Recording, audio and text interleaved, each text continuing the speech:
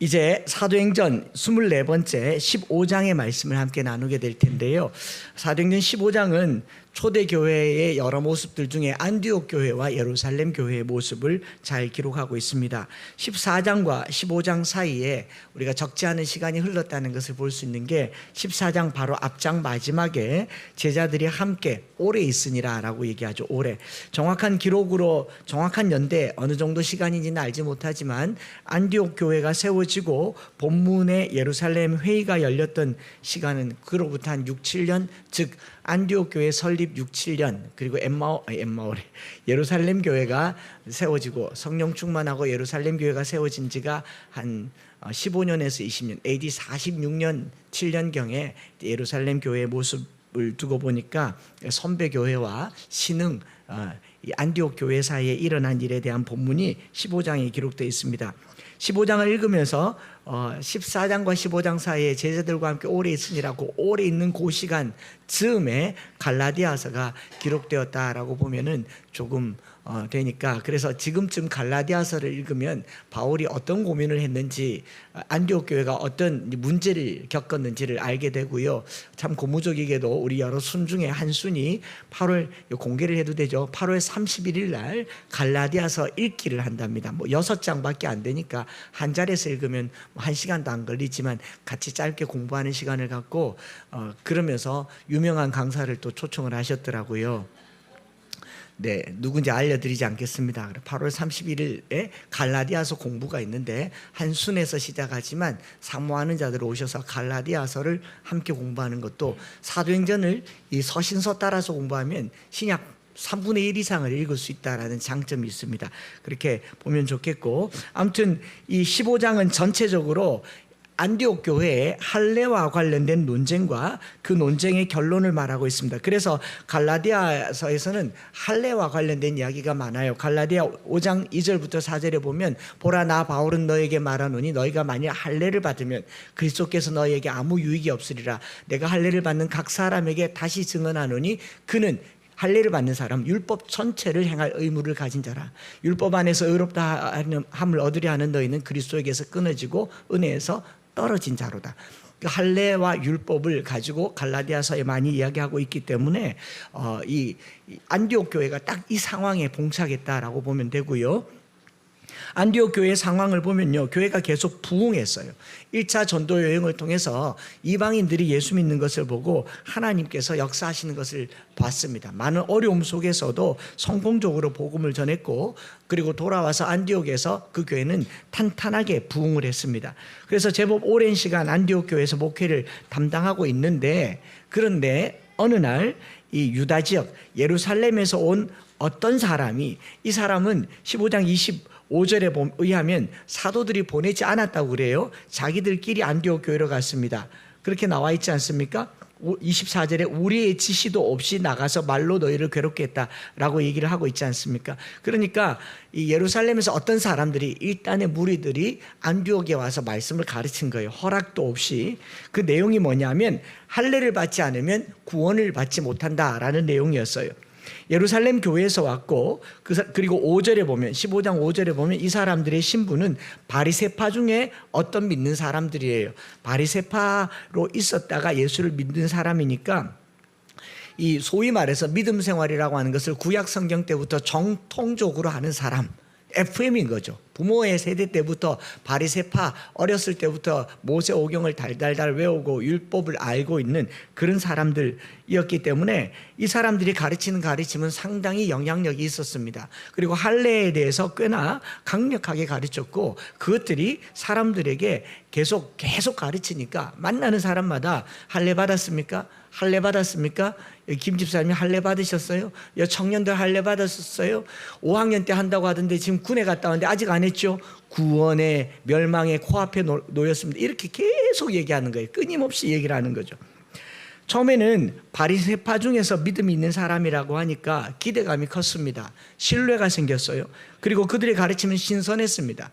오경에 있는 내용들을 잘 풀어서 가르치니까 이방인들이 보지도 못했던 하나님의 법, 율례와 법도, 그리고 십계명에 대해서 얘기하고, 또 이 계명의 말씀들은 뭐라고 얘기합니까? 복을 약속하고 있거든요. 이 율법을 지켜 행하면 내 하나님 여호와께서 너를 세계 모든 민족에 뛰어나게 하실 것이다.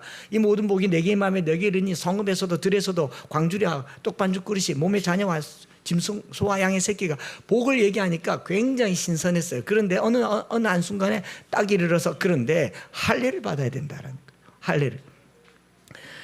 그러니까 이 규례들의 신비로움과 그 후에 나오는 이야기가 이게 상충되면서 갈등이 시작됐죠. 그러고는 이분들의 이 원문상의 가르침은요, 끊임없이 가르쳤다. 이제 미완료 시대로 계속 지속적으로 가르치는 겁니다. 그래서 이 안디옥 교인들을 따라다니면서 잔소리 아닌 잔소리를 하는 거예요. 오늘 점심 먹을 때도 제가 테이블마다 다니면서 여기 할례 안 받으신 분 손 들어보세요, 이런 식으로 가르친 거예요.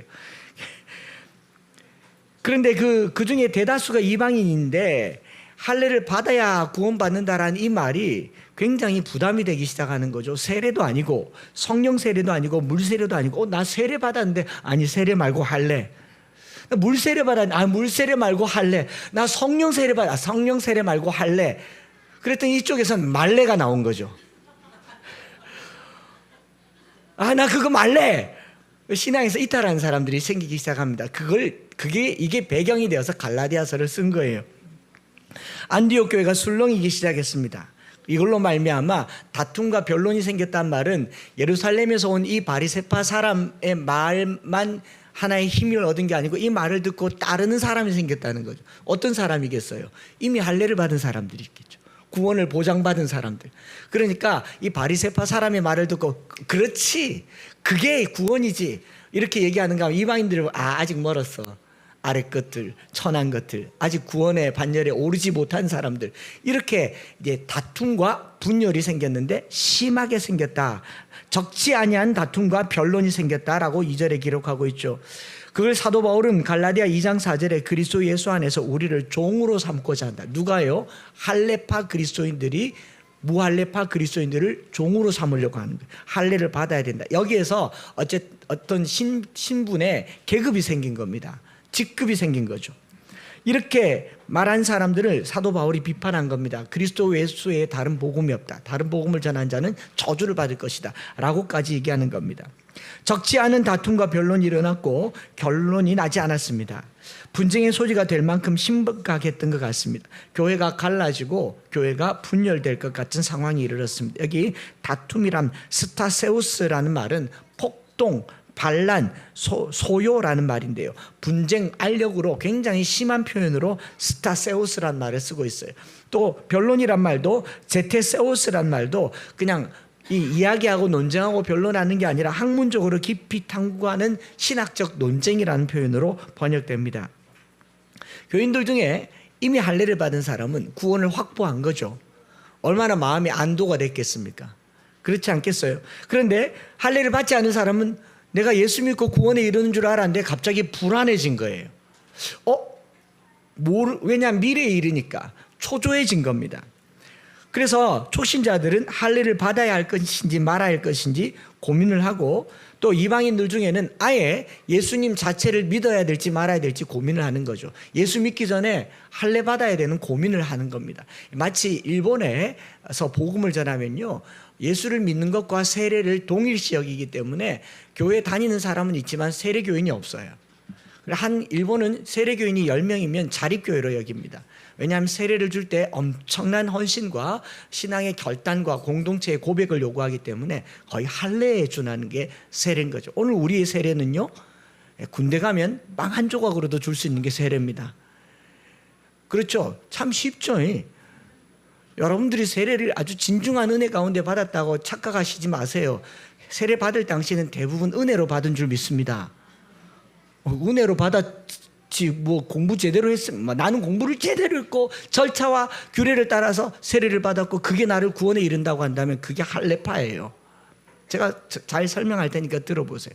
내가 세례를 받은 게 나를 구원에 이르게 하는 것이 아니라는 것을 알아야 됩니다. 여기 할례를 꼭 받아야 되느냐 말아야 되느냐 하는 문제가 아니라 여기서 심각한 문제는요, 할례를 구원에 연결시켰기 때문에 문제가 되는 거예요.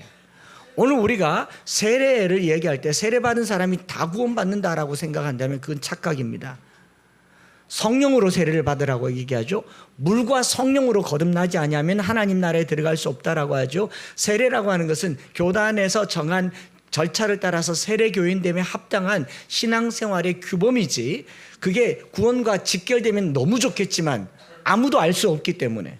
그래서 재세례파는 이미 세례를 받았다고 하더라도 세례에 합당한 열매가 없으면 그 무효로 여기는 사람들이 재세례파잖아요.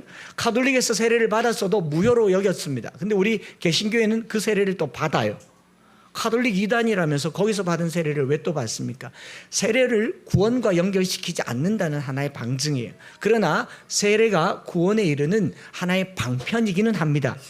직결되지는 않지만 방편이다라는 거죠.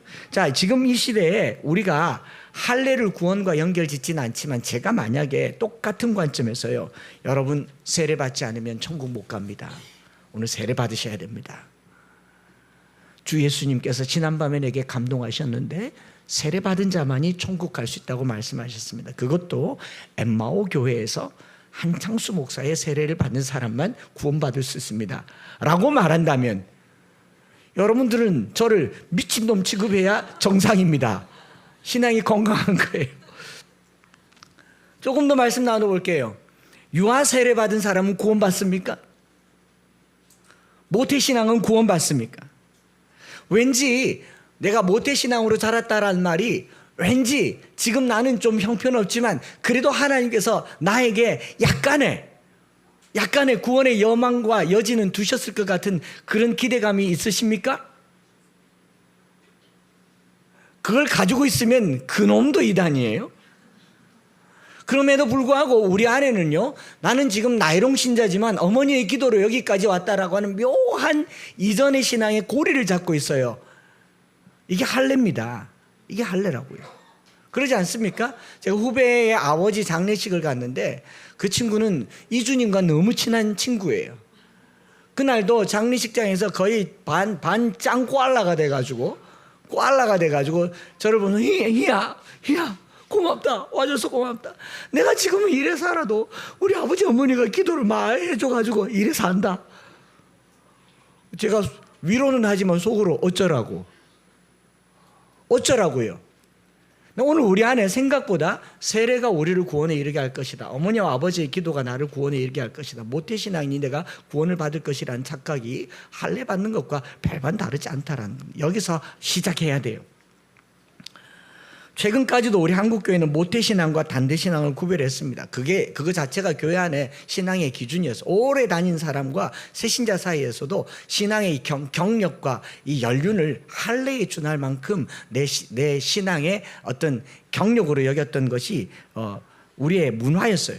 무슨 3대 4대 뭐 순교자의 집안, 목회자의 집안, 귀족이고 나머지는 평민대 하듯이 하면서 우리는 엎어져도 부모님의 기도가 있어서 언젠가는 돌아온다, 이런 막연한 기대 속에 멀리 갔다면 못 돌아올 줄 두려워하고 떨림으로 빨리 돌아오시기 바랍니다. 제가 웃으면서 얘기하지만 웃는 게 아닙니다. 여기 사도행전 15장이나 갈라디아서에서 사도 바울이 다루고자 하는 것은 사실 할례의 문제가 아니에요. 예루살렘에서 온 유대인들이 할례의 문제를 구원의 문제와 연결시켰다는 것이 문제입니다. 할례는 받을 수도 있고 안 받을 수도 있어요. 세례를 군에서 빵 한 조각이 받기도 하지 않습니까? 세례를 받을 수도 있고 안 받을 수도 있어요. 그러나 그게 구원과 완전히 매칭된다는 사실이 아니라는 것을 알아야 됩니다. 그러면 구원은 뭔가? 오늘 이 구원을 건드려버린 할례의 문제를 가지고 예루살렘 교회와 안디옥 교회가 어떻게 풀어가는가를 정말 은혜롭고 기쁘고 평강 가운데 풀어가는 그 메시지를 들어보실 수 있기를 바랍니다. 첫째로, 유대인들은 할례를 받아야 구원받는다, 할례를 받지 않으면 구원받지 못 받는다라고 얘기했지만 사도들은 예루살렘 회의를 통해서 이런 결론을 내립니다. 구원은 주 예수의 은혜로 받는 줄 알미라. 11절에 그렇게 말하고 있지 않습니까? 그러나 우리는 그들이 우리와 동일하게 주 예수의 은혜로 구원받는 줄을 믿노라. 이게 결론이에요. 오늘 설교 끝. 아닙니까? 구원은 할례로 받는 게 아닙니다. 세례로 받는 게 아니고 모태신앙이 받는 게 아니고 유아세례가 받는 게 아니고 신앙의 경력이 받는 게 아니라 우리의 구원은 주 예수 그리스도의 은혜로 누리게 되는 줄 믿습니다. 사도행전을 뚫고 가는, 지난주부터 얘기했잖아요. 사도행전 뚫고 가는 전체 흐름에 이 단어를 집어넣으면요 다 해석이 된다고.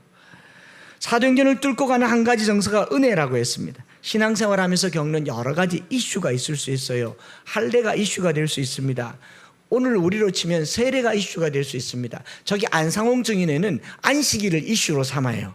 그러지 않습니까? 또는 제사가 이슈가 될 수가 있어요. 술, 담배가 이슈가 될 수가 있습니다.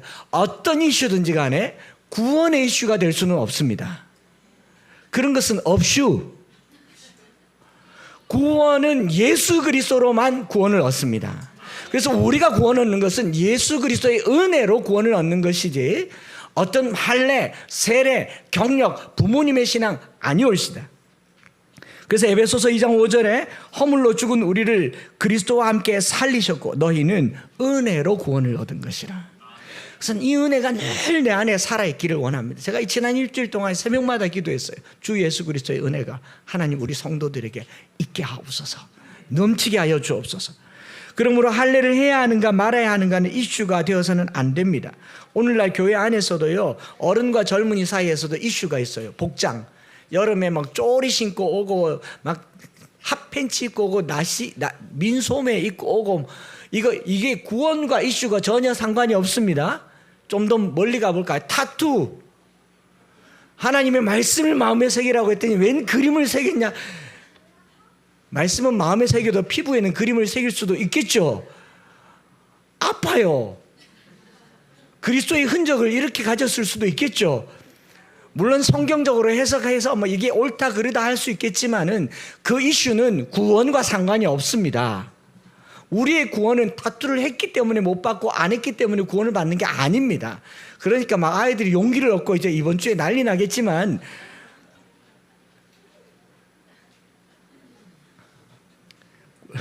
실수한 것 같아요. 제가 왠지 머리 스타일, 뭐 슬리퍼, 양복. 제가 양복을 입고 온 거 여러분들이 향한 제 예의지. 저 여기서 내려가면 반바지예요. 구원과 상관이 없습니다. 구원과 상관이 없어요. 구원은 오직 주 예수의 은혜로 얻습니다. 그걸 아는 사람은요 타인을 바라볼 때 달라요. 나 같은 죄인이 주 예수의 은혜로 구원받았으니 저 사람이 구원받는데 뭐가 필요하겠습니까? 은혜면 충분합니다. 그 은혜를 생각해야 돼요. 오늘 우리 신앙생활이 참 다양하고 다채롭고 차이가 있습니다. 지금의 상태가 구원에 이룰 수 있을지 없을지를 판단하지 마세요. 매주일 주일을 지켰다고 구원을 얻는다. 한 달에 한 번 교회 오는 사람은 나이로운 신 아닙니다. 우리의 구원은요 우리의 행위와 1도 상관이 없습니다. 주일 성수가 중요한 이유는요 성도의 삶과 이 사회, 경제, 자연 법칙에 의해서 내게 좋기 때문에 하나님께서 우리에게 복을 주시기 때문에 주일 성수를 하라고 하는 거지. 주일 교회 못 온다고 이게 정말 조심스럽게 해야 할 말인데 구원과 상관 있지는 않아요. 다음 주부터 아무도 안 오시겠죠. 휴가도 됐고 목사님도 말씀하셨고 아싸 그러면서 그럴 수도 있지 않겠습니까? 그러나 저와 여러분들의 삶이 이 구원에 이르는 이 삶이요 주 예수 그리스도의 은혜로만 진행된다는 사실을 잊지 마시기 바랍니다. 어제 교제하면서 그 서울의 목사님이 식사하는 중에도 그렇게 말하더라고요. 자기가 지금도 제가 구원받은 것이 하나님은 밥을 입에 한 모금 머금고 눈물을 글썽이면서 눈물이 뚝 떨어지려고 하더라고요. 은혜는요 감격에 이르는 놀라운 역사가 되는 겁니다. 그 은혜를 알아야 타인을 바라보는 시선도 달라지는 겁니다. 지금 우리의 삶을 설명하는 한 단어가 있다면 은혜가 되기를 축복합니다.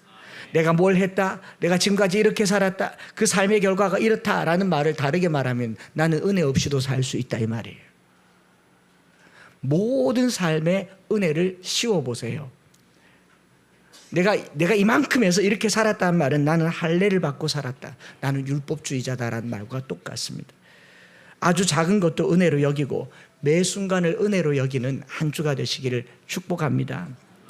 모든 것이 은혜 은혜 은혜 한없는 은혜 내 삶에 당연한 건 하나도 없었던 것을 모든 것이 은혜였소. 책상에 적어 놓으세요. 모든 것이 은혜입니다. 책 제일 앞에 적어 놓으세요. 모든 것이 은혜입니다. 출입구에 적어 놓으세요. 모든 것이 은혜입니다. 할례로 구원받는 게 아니라는 것을 결론 내었다면, 두 번째로 우리 함께 살펴볼 것은요, 주 예수의 은혜로 구원받은 사람은요, 구원의 은혜를 베푸신 주 예수 그리스도의 이름을 위하여 산다는 것을 예루살렘 교회가 피력하고 있는 겁니다. 은혜로 산 사람은, 주 예수의 은혜로 구원받은 사람은 주 예수의 이름을 위하여 자기 목숨을 아끼지 않는 것이 삶입니다. 할례와 율법적 규칙을 위해서 목숨 걸지 말라는 겁니다. 오늘날 교회가 교리를 지키려고 목숨을 건, 물론 교리가 중요해요. 교파, 교단의 정서, 교단의 법칙이 중요하지만 그보다 더 중요한 것은 내가 목숨 걸고 드려야 할 것은 주 예수 그리스도의 이름에 내 목숨을 다하는 삶이 되시기를 축복합니다. 할례와 율법적 규칙이 나를 주장하게 해서는 안 된다는 겁니다. 이 본문에 다툼과 변론이 적지 않았고요, 교회는 여전히 위태로워졌습니다. 이때 교회가 내릴 수 있는 가장 편안한 방법은요, 각자 길로 가자. 할례파는 할례파끼리 가고, 우리 분열하지 말기를 원하지만 우리 각자의 길로 가는 게 서로 편안하다. 너는 좌하고 나는 우하겠다. 이러면 깔끔해요. 아니면은 이 문제를 일으킨 원천적인 사람을 제거해버리면 됩니다. 아니겠어요? 제가 본문 보면서 어떤 생각을 했냐면, 15장 1절에 어떤 사람들이 유대로부터 내려와서 할례를 구원의 문제로 이슈화 시켰습니다. 이 사람 24절에 보면 뭐라고 돼 있다 그랬습니까? 우리의 지시도 없이 나가서 말로 너희를 괴롭게 했지 않습니까? 그 사람 찾아내서 제거하면 됩니다. 당신들 왜 이렇게 얘기하냐? 사도들에게 배우지도 않은 걸 왜 가르치냐? 가! 그걸 쫓아내면 됩니다. 징계를 하거나 경고를 하면 됩니다. 그런데요, 본문을 눈 닦고 찾아봐도 이 이슈를 시작한 발화점에 해당한 이 사람들에 관한 이야기가 전혀 없어요. 이 사람들은 관심 밖의 이야기입니다. 어떤 문제를 일으켰든지 간에 이건 우리에게 관심이 되지 않더라. 이 이슈로 말미암아 교회가 다툼과 변론이 일어나고 많은 변론을 했는데 혼란스러울 것 같은데, 본문을 쭉 읽어보면요, 굉장히 이상하리만큼 평화롭고 기쁘고 대화가 많고 위로를 받고 있다는 것을 알게 됩니다. 이슈에 휘말리지 않는 교회였던 거죠. 그 이슈에 휘말리지 않기 위해서 뭘 했느냐? 예수 그리스도에게 집중하고 있는 거죠. 문제에 집중하지 아니하고 모든 문제의 해결자이신 예수 그리스도의 이름을 위하여 살아가고 있는 삶을 얘기하는 겁니다. 15장 전체를 읽어보면 말하고 듣고 또 말하니라 이르니라 들으니라 이런 말이 많이 나와요. 직간접 화법의 대화가 많이 나오는데, 또 설명하다가 안 풀리니까 예루살렘 교회에 사람을 보내고 또 문의를 합니다. 그런데 이 문의하는 과정에 바울과 바나바가 예루살렘으로 내려가는데 이 거리가 한 240km가 돼요. 왕복 480km니까 꽤 먼 거리인데, 이 길을 가면서 바울과 바나바는 이제 교회가 속 시끄러워졌잖아요. 여러분, 교회가 시끄러운 교회, 교회가 문제 있는 교회 목사님들 표정 보셨습니까? 절대로 이런 표정 아닙니다. 주 예수의 은혜가 너희 심령에 있을지어다. 하나님은 여러분을 사랑하십니다. 거룩하신 하나님 앞에 나아가시겠습니다. 우리 교회 시끄럽다 이 말이에요.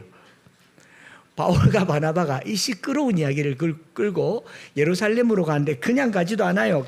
가면서 베니게 한번 들러볼까? 사마리아에 한번 들러볼까? 무슨, 바울과 바나바가 저랑 기질이 비슷한 경조증이었을 가능성이 있어요. ADHD였을 수도 있습니다.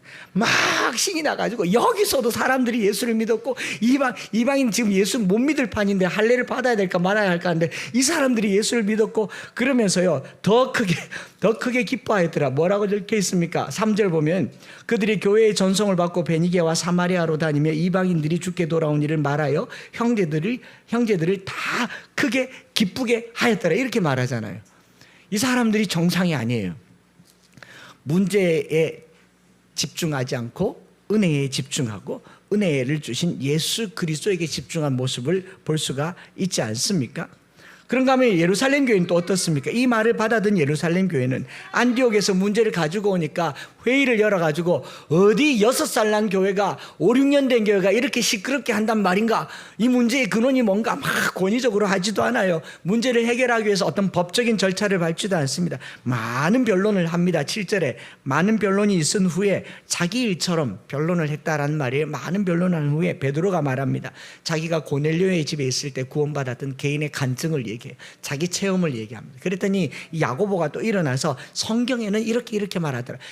그냥 성경적인 이야기만 하는 게 아니라 개인의 체험과 오늘 하나님이 일하고 있음과 성경에 있는 이야기를 베드로와 야고보가 아주 죽이 맞아가지고, 한 사람은 성경을 가지고 한 사람은 체험을 가지고 쭉 얘기를 합니다. 여러분, 생각이 다르면 균열이 가기가 제일 쉽습니다. 다름은 균열의 첫 출발점이에요. 저희가 이 건물 지을 때 봐서 알겠지만 지금 남자 화장실에 가보면 벽이 이렇게 균열이 가 있거나 요 주방에 벽이 균열이 가 있으면 건축한 사람들한테 물어보면 요걸 재료 분열 현상이라고 얘기합니다. 그 이쪽 벽체와 이쪽 벽체가 다르거나 벽체에 들어간 재료가 다르면 판넬이 들어가 있을 때 콘크리트가 들어가 있고 그 밖을 덮으면 그 사이, 맞아요? 재료 분열 현상이 나타납니다. 다름은 분열의 시작이에요. 그런데 이들이 뭐가 다른 줄 알았는데 뚜껑을 열어보니까 재료가 똑같았어요. 그 재료가 뭐냐? 예수 그리스도였습니다. 할례 받음과 안 받음이 아니라 그리스도 안에서 하나가 되어 있었던 거예요. 그래서 이들이 주 예수 그리스도의 재료가 같았기 때문에 내린 결론이 뭐냐? 25절과 26절에 사람을 택하여 우리 주 예수 그리스도의 이름을 위하여 생명을 아끼지 아니한 자인 우리가, 여기 자인하고 끊어줘야 돼요. 우리와 연결되어 있지 않고 주 예수 그리스도의 이름을 위하여 생명을 아끼지 않는 자인, 그리고 우리가 사랑하는 바울과 바나바와 함께 너희에게 보내기를 만장일치로 결정하였노라. 제 눈에 제일 크게 들어온 단어는 뭐였겠습니까? 만장일치입니다. 곧 공동.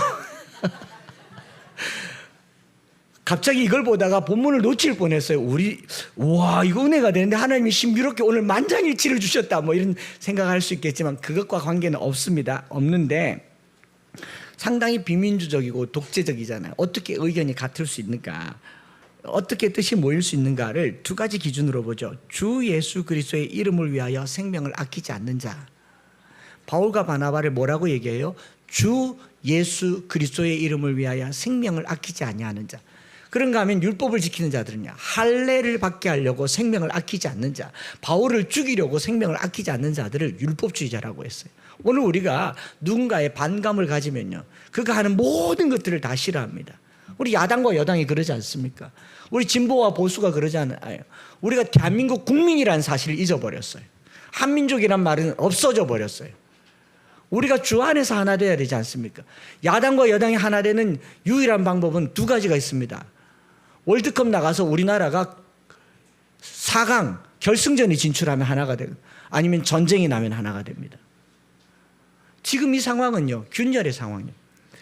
그런데 주 예수 그리스도의 이름을 위하여 생명을 아끼지 아니하면 저와 여러분들은 하나가 될 수 있기를 바랍니다. 그리고 두 번째로 우리가 사랑하는 바나바와 바울.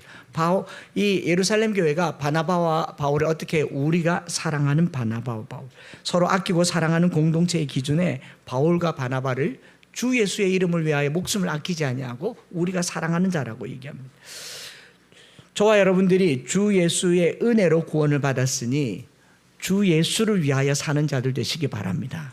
그러면 서로 사랑할 수 있어요. 다른 것 여기 끼워 넣지 말자고요. 예수를 위해 살고 예수를 위해 죽고, 이것이 주님이 기뻐하는 일이면 that's okay. 이것 때문에 만장일치가 되었으면 좋겠어요. 마지막으로 우리가 기도하기를 원하는 것은요, 주 예수의 은혜로 구원을 받고 주 예수 그리스도를 위하여 목숨을 다 드린 공동체에게 나타나는 특징이 뭐냐면은 서로에게 위로가 되는 겁니다. 그 위로한 말이란 말이 제게 크게 들어왔어요. 제가 막 쥐어짜듯이 세계를 끄집어낸 것 같지만 나름 많이 묵상을 했습니다. 이 위로한 말이, 위로가 어떤 말인가 봤더니 4절 이후로 듣고 토론하고 변론하고 많은 다툼, 의논, 많은 변론, 이런 표현이 많잖아요. 대화가 많아요. 대화가 많아요. 저희 어릴 적에 신앙의 선배분들이 이렇게 말했거든요. 초대교회는 기도가 많았고 현대교회는 회의가 많다. 회의를 줄이고 기도를 해라. 굉장히 은혜를 받았습니다. 회의를 하면 무슨 말이 그렇게 많냐고 기도하라고 이렇게 배웠는데 여기도 말이 많아요. 말이 아주 많아요. 그래서 오늘날 우리 회의, 당회, 재직회, 노회, 총회, 무슨 공동회, 무슨 회의가 많으니까 회의 다 치우고 기도하자라고 얘기하는데 그렇지 않아요. 기도만 하면요, 우리가 할 말이 없어지는 것 같지만 내 안의 말이 불만으로 사로잡혀서 뒤에 가서 담화하는 걸 뒷담이라고 얘기하잖아요. 혼자 가서 얘기하고 부정적인 얘기, 말을 안 하는 것 같지만 우리 사람들은 다 말하거든요. 다 말하는데 기도하자고만 얘기하니까 누구하고 말해요? 말 통하는 사람하고만 말해요. 이게 교회를 균열에 이르게 하는 더 심각한 이슈가 됐어요. 많은 이야기를 공론하는 게 문제가 되지 않을 수 있는 이유는요, 그 이야기가 서로에게 위로가 되기 때문에 그래요. 말을 많이 하되 위로하는 말을 많이 하십시다. 위로하는 말을 많이 하십시다. 그래서 이 대화의 결론은 위로한 말로 기쁘게 한 것이었어요. 31절에 읽고 어떤 편지를 보냈는데 그 편지를 읽고 위로한 말을 기쁘게 했다. 위로한 말이 아니고 위로한 말인 거 알죠? 위로한 말의 반대는 아래로. 15장 전체는 이렇게, 우리 수요일날 말씀 방송 모임할 때 집사님이 이러더라고. 모세의 율법책으로 시작된 논쟁은 사도들의 편지글로 종식되었다. 모세의 율법으로 시작된 이 논쟁은 많은 변론과 갈등을 일으켰지만 사도의 편지는 위로와 기쁨이 되었다. 오늘 우리가 율법을 가지고 있지만 그리스도의 복음의 편지는 우리에게 위로가 되기를 원합니다. 신앙생활에 이 위로가 있어야 되는 거죠. 안디옥 교회에 쓴 한 통의 편지가 위로와 기쁨 그리고 평안함으로 마무리됩니다. 참으로 은혜로운 결말이잖아요. 율법으로 시작했으나 편지로 끝났고 위로로 끝났다. 율법으로 점철된 삶을 살았던 바울이 서로에게 쓴 글들이 모두 편지였어요. 바울 서신이라고 얘기하잖아요. 그러지 않습니까? 우리에게 복음이라고 들려져 있는 바울의 이야기가 다 편지예요. 고린도후서 2장 3장 2절과 3절에 너희는 우리의 편지라 우리 마음에 썼고 뭇 사람이 알고 읽는 바라. 너희는 우리로 말미암아 나타난 그리스도의 편지니 이는 먹으로 쓴 것이 아니요 오직 살아계신 하나님의 영으로 쓴 것이며 또 돌판에 쓴 것이 아니요 오직 육의 마음판에 쓴 것이라. 저는 오늘 우리 성도들이 어떤 일을 함에 있어서 서로가 서로에게 위로의 편지가 되기를 바랍니다.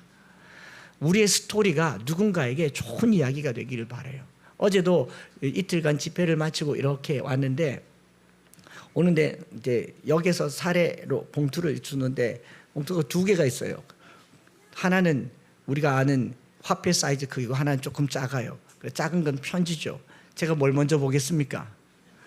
얼마가 들었지? 이랬겠습니까?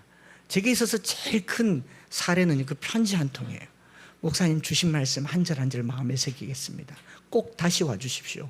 꼭 한 번, 두 번째 갈 때는 주일날 오라 그래서 제가 못 간다고 했는데 꼭 다시 와주시란 말에 오라 하면 가야겠네 이런 마음이 생겨요. 편지가 우리에게 위로가 된다는 거예요. 이틀 동안 말씀을 전했는데 잘 전해졌을까? 위로가 되었을까? 은혜가 되었을까? 나름의 생각은 하지만 그 편지 한 통이 제게 또 한 번의 용기가 되더라라는 겁니다. 그래서 위로의 말이라고 하는 거예요. 사도행전 그 말이 어떤 내용인가? 15장 28절과 29절 같이 한번 읽어볼까요? 위로가 되는지 한번 읽어보세요. 시작.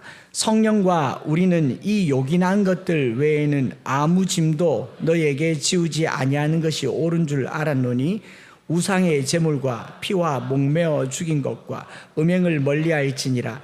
이에 스스로 상가면 잘 되리라. 평안함을 원하노라. 위로가 됩니까?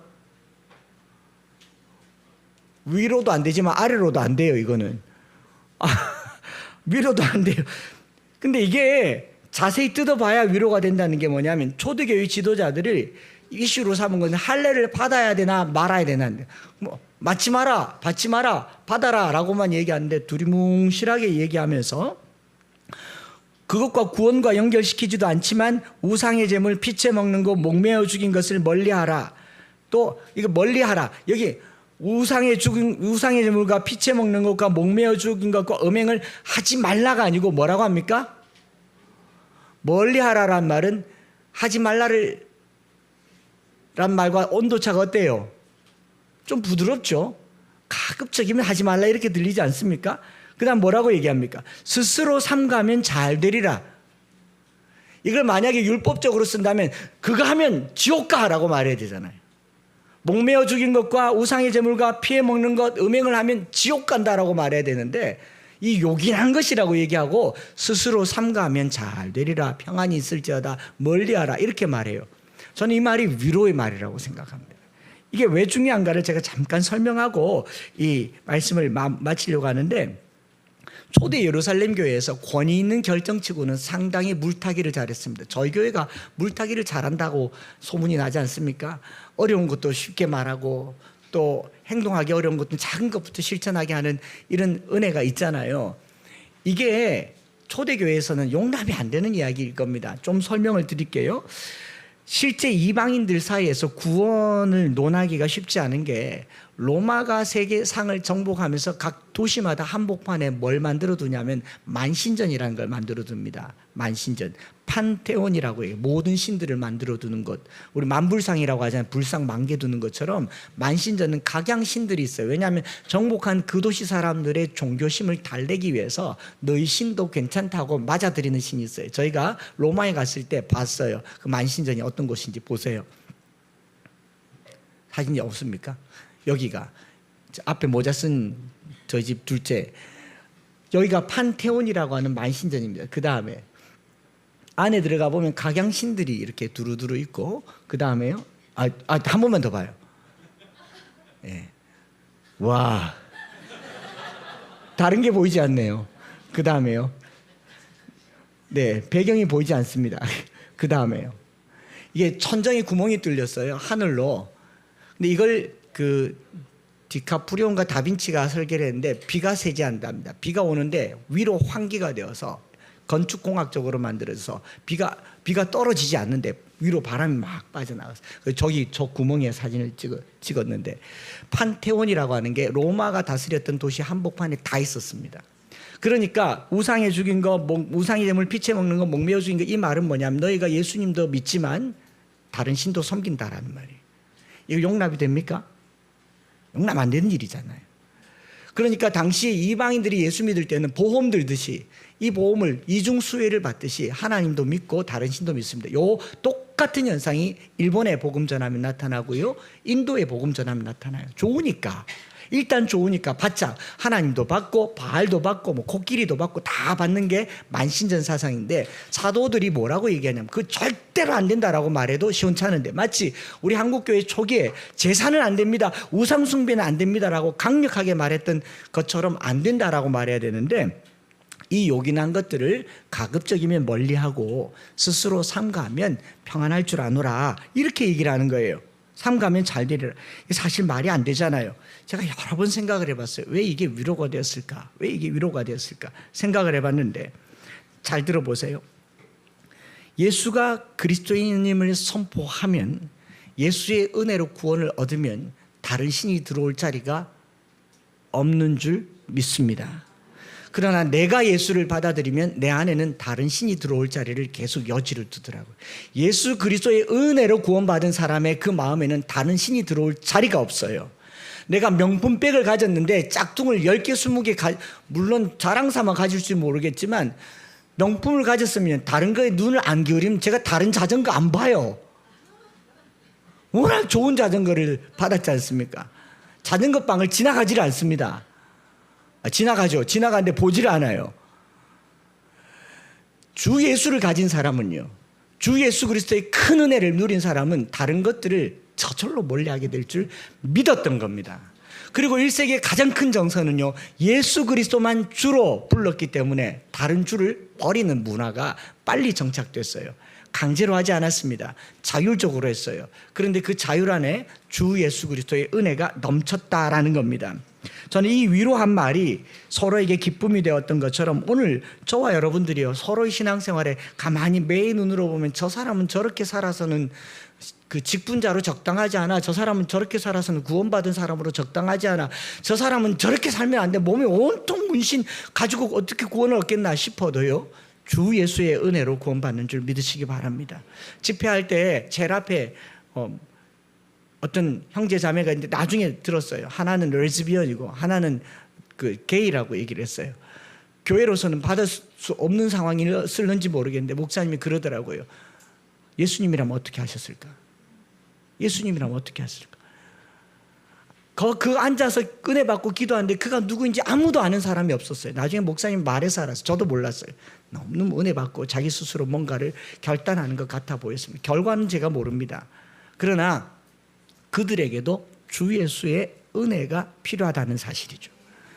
그들이 뭘 끊고 여러분 한 번만 더 말씀드릴게요. 담배 끊고 예수 믿었습니까? 믿다 보니 끊어졌습니까? 제가 시선을 어디 둬야 될지 모르겠는데 술 끊고 예수 믿었습니까? 믿다 보니 끊어졌습니까? 뭐 안 해본 것처럼 말씀하세요. 주 예수의 은혜가 내게 들어오면요 세상의 것들이 나갈 줄 믿습니다. 빛이 어둠에 비치는데 어둠이 어떻게 내 안에 있겠어요? 중요한 것은 주 예수 그리스도의 은혜가 내 안에 충만한 겁니다. 능력으로 역사하는 거예요. 거기에만 집중하자고요. 다른 것들은 보지도 말자고요. 그게 우리가 봐야 될 겁니다. 여러분 바울은 바리새인이에요. 바울이 이거 왜 몰랐겠습니까? 바나바는 레위 사람이에요. 왜 몰랐겠어요? 할례 받는 거. 그런데 이들이 단 한마디도 입 밖에 꺼내지 않았고 바울은 나중에 뭐라고 얘기하냐면 배설물과 같이 여겼다라고 얘기합니다. 오늘 저와 여러분들이요 우리에게 은혜를 주시는 주 예수의 그 은혜로 구원받으시기를 축복합니다. 그 은혜를 받은 사람은 예수 그리스도를 위해서만 사세요. 율법적 규칙, 교회가 정한 규례 뭐 이런 거 다 내려놓으세요. 그리고 서로에게 신앙생활에 위로가 되길 바랍니다. 괜찮다, 괜찮다, 괜찮다, 지금 괜찮다, 그래도 괜찮다. 그러다가 어느 날 예수가 내게 가득하게 되는 날 예수만 남게 되었을 때 저와 여러분들의 삶이 위로가 되기를 축복합니다. 그래서요 오늘 이 새 찬양인데 이걸 같이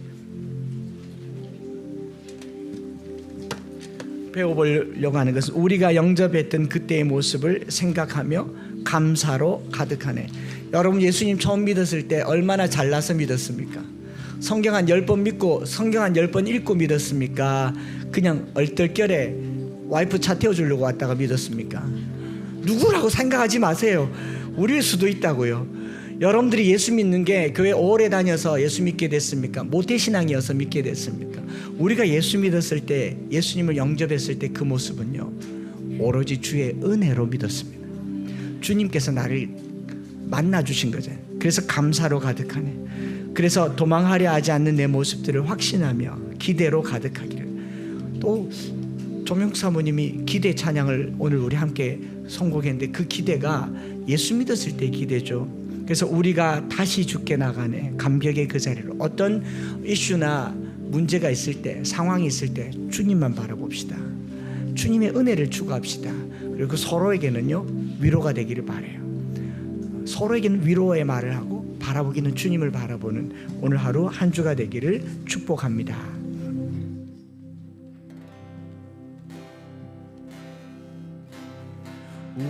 우리가 영접했던 그때의 모습을 생각하며 감사로 가득하네. 더 이상 도망가려 하지 않는 모습들을 확신하며 기대로 가득하네. 다시 한번 처음부터 우리가 영접했던 그때의 모습을 생각하며 감사로 가득하네. 더 이상 도망가려 하지 않는 모습들을 확신하며 기대로 가득하네.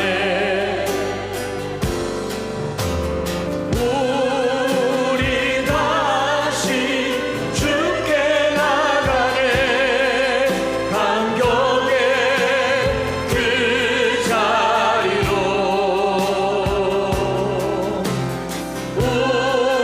우리 지금 다시 일어나 은혜의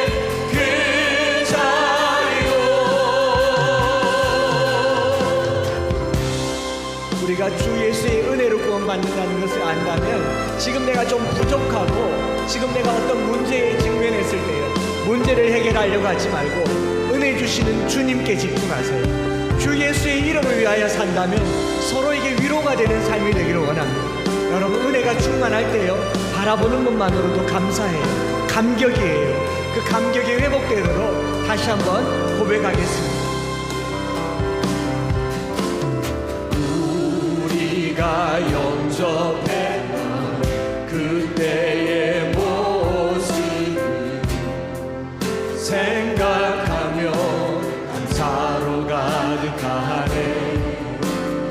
더 이상 도망하려 하지 않는 모습들을 확신하며 이대로가 우리 다시 주께 나가요. 우리 다시 주께 나가네.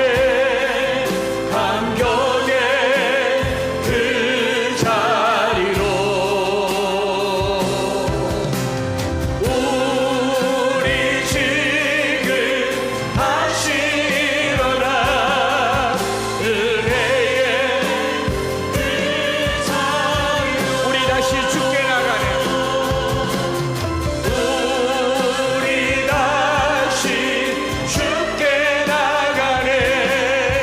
감격의 그 자리로 우리 지금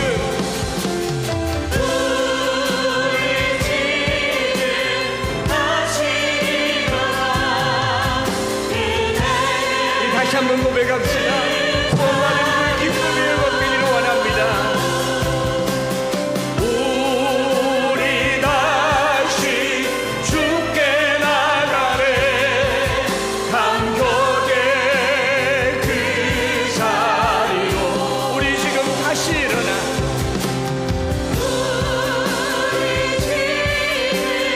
다시 일어나 은혜의 그 자리로 우리 시간에 말씀 생각하면서 기도할 때 일전에 누가 제게 묻더라고. 목사님, 집회 가면 간증하면 늘 같은 설교를 하는데 늘 그 자리에 가면 늘 눈물이 나고 자기도 눈물 난다 그래. 제가 수백 번도 더 한 설교인데 왜 그 자리에 가면 눈물이 날까요? 그 은혜의 순간을 잊을 수가 없기 때문에 그래요. 하나님께서 내게 부어주셨던 그 사랑을 잊을 수가 없기 때문에 그러고, 그때 눈물이 마르면 저 설교 그만해야 되는 거예요. 여러분, 우리가 예수 믿은 게 주 예수의 은혜로 구원을 받았다면 지금 내 앞을 눈물 마르게 하는 이 상황, 나를 괴롭게 하는 이 상황, 다시 은혜의 자리로 또 나아가십시다. 8월 되면요, 은혜의 자리로 나아가세요. 기도하는 자리로 나아가시고 말씀의 자리로 나아가세요. 회복되기를 원합니다. 다시 시작하기를 원합니다. 그때만 생각하면 소름 돋도록 감격스럽고 예수 믿는 그날을 기뻐하며 회복할 수 있도록 주 예수의 은혜로 구원을 받고 주 예수의 이름을 위하여 살고 서로를 바라보며 감격하고 위로하는 한 주가 되기를 우리 주여 부르짖고 합심해서 기도하겠습니다. 주여, 주여, 우리에게 구원의 감격을 허락하여 주시고 회복하여 주시고 다시 일어나 주께 나가게 하여 주시옵소서. 주님, 다시 일어나 은혜의 그 자리로 다시 주님께 나갑니다.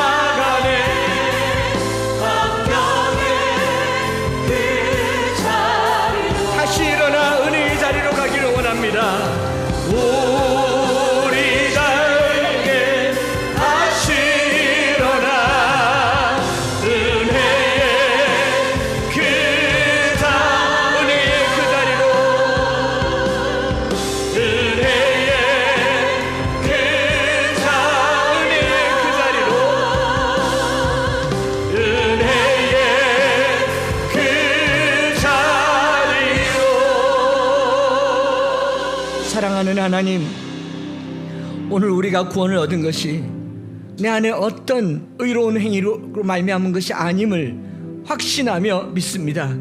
내 안에 선한 것이 하나도 없을 때, 우리가 아직 연약할 때에, 원수되었을 때에 그리스도께서 우리를 위하여 죽으심으로 하나님께서 우리에 대한 당신의 사랑을 확증하게 하여 주시고, 오늘 우리가 연약할 때에 여전히 은혜를 갈급하게 하여 주옵소서. 오늘 우리가 여전히 죄인 되었을 때에 주의 은혜를 구하게 하여 주옵소서. 우리의 삶의 모든 부족한 자리에 주님의 은혜를 찾게 하여 주시옵소서. 지나온 삶에도 주님의 은혜였고 오늘도 주님의 은혜입니다. 앞으로 살아갈 때에도 우리의 삶에 은혜를 주시는 주 예수의 이름을 붙들고 살게 하여 주시옵소서. 그리할 때에 서로를 바라보는 눈길이 위로가 되기를 원합니다. 서로를 향한 우리의 말이 기쁨이 되기를 원합니다. 우리의 많은 말들이 위로와 기쁨과 감사의 편지가 되는 이 한 주가 되게 하여 주시옵소서. 오늘도 주님 앞에 물질을 구별하여 드리며 10의 1조를 드리고 감사헌금, 주일헌금, 선교헌금, 비전헌금들을 드릴 때 우리가 앞으로 나아가야 할 방향과 삶과 길이 되게 하여 주시고, 또 이 교회가 이 지역에서 어떤 영향과 역할을 해야 할지, 숙제만 안고 살아가는 교회가 아니라 더 베풀고 나누고 섬길 수 있는 귀한 교회로 발돋움하게 하여 주시옵소서.